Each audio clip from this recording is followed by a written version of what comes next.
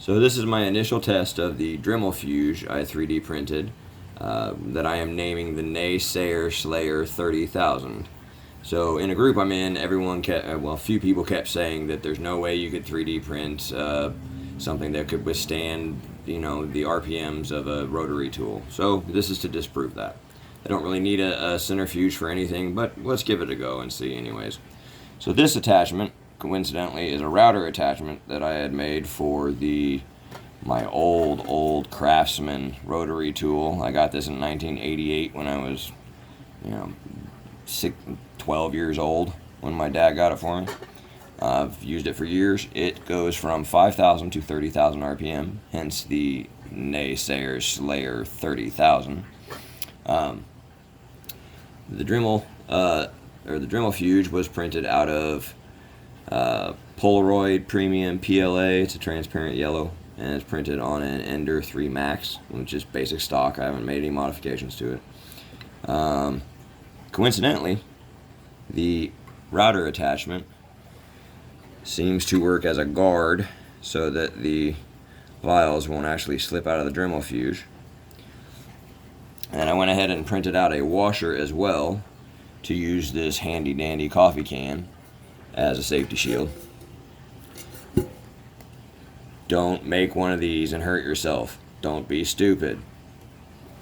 Alright, safety lesson aside now, let's go ahead and put this together. So I made my little washer to fit tight on there.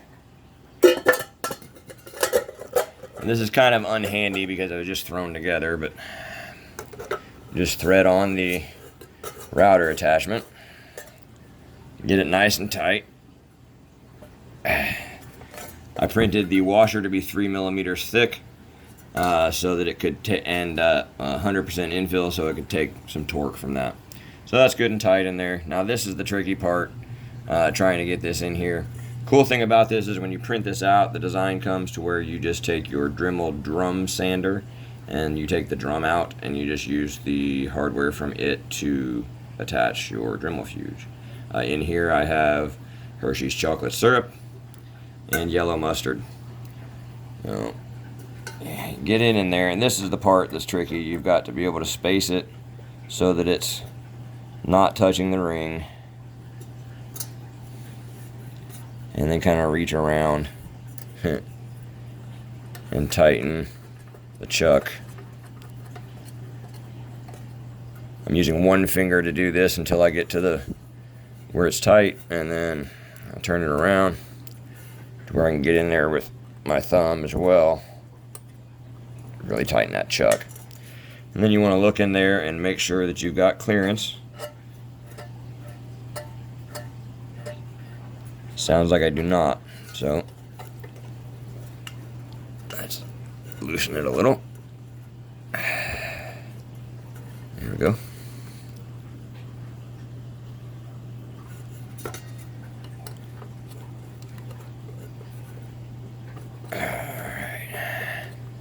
I think we're good.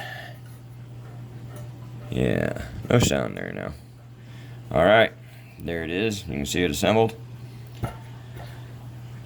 The Naysayer Slayer 30,000. Let's give her some juice. Now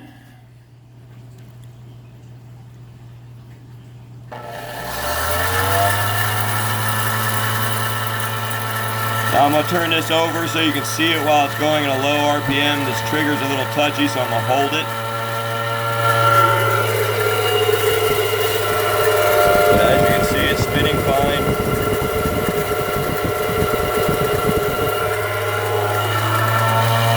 Now let's give some juice.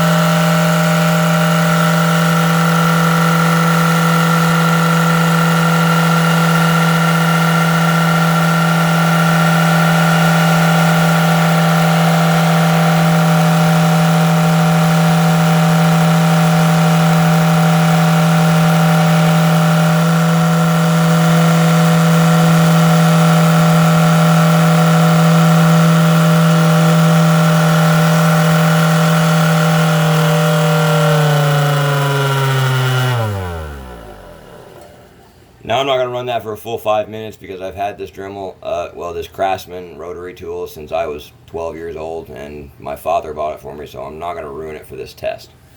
But let's look, see what we've got so far. They held on, no problem. Didn't blow apart. It's not hot. Even get my grip here.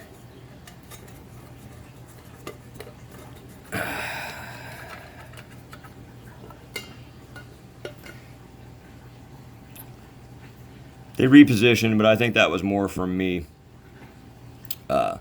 trying to get my hand in there around that coffee can.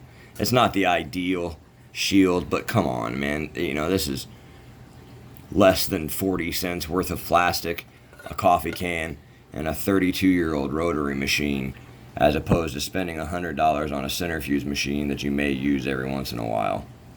So, test proven. Naysayers have been slayed.